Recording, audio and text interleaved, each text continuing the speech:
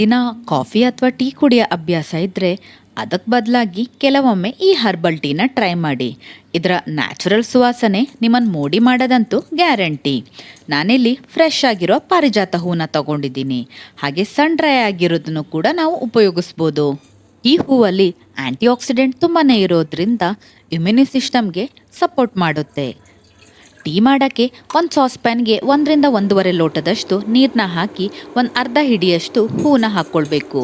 ಸನ್ dry ಆಗಿದ್ದರೆ 1-2 ಚಮಚದಷ್ಟು ಹೂ ಹಾಕ್ಕೊಂಡ್ರೆ ಸಾಕು. 5ರಿಂದ 8 ನಿಮಿಷದಷ್ಟು ಚೆನ್ನಾಗಿ ಕುದಿಸ್ಕೋಬೇಕು. ಫ್ಲೇವರ್ನೆಸ್ಗೆ 1-2 ತುಳಸಿ ಎಲೆ ಅಥವಾ ಶುಂಠಿ ಚೂರನ್ನ ಕೂಡ ಹಾಕ್ಕೊಳ್ಬೋದು. ಚೆನ್ನಾಗಿ ಕುದ್ದಾದ್ಮೇಲೆ ಫ್ಲೇಮ್ನ ಆಫ್ ಮಾಡಿ 1-2 ಸೆಕೆಂಡಷ್ಟು ಹೊತ್ತು ಪ್ಲೇಟ್ನ ಮುಚ್ಚಿಡಬೇಕು. ನೆಕ್ಸ್ಟು ಸರ್ವ್ ಮಾಡಬೇಕಾದ್ರೆ ಹಾಗೇನೂ ಕುಡಿಬೋದು. ಇಲ್ಲ ಅಂದರೆ ಜೇನುತುಪ್ಪನ ಹಾಕ್ಕೊಂಡು ಬಿಸಿ ಬಿಸಿಯಾಗಿ ಕುಡಿಬೇಕು. ಇನ್ ಕೇಸ್ ನೀವು ಶೀತ ಕೆಮ್ಮು ಅಥವಾ ಗಂಟ್ಲು ನೋವು ಟೈಮಲ್ಲಿ ಈ ಟೀನ ಕನ್ಸ್ಯೂಮ್ ಮಾಡಿದ್ರೆ ತುಂಬಾ ರಿಲ್ಯಾಕ್ಸ್ ಫೀಲ್ ಕೊಡುತ್ತೆ. ಇದನ್ನು ಬೆಳಿಗ್ಗೆ ತಿಂಡಿ ಆದಮೇಲೆ ಅಥವಾ ಸಂಜೆ ಸ್ನ್ಯಾಕ್ಸ್ ಜೊತೆನೂ ಕೂಡ ಕನ್ಸ್ಯೂಮ್ ಮಾಡ್ಬೋದು. ಆದರೆ ನೆನಪಿರಲಿ, ದಿನಕ್ಕೆ 1 ಕಪ್ ಸಾಕು.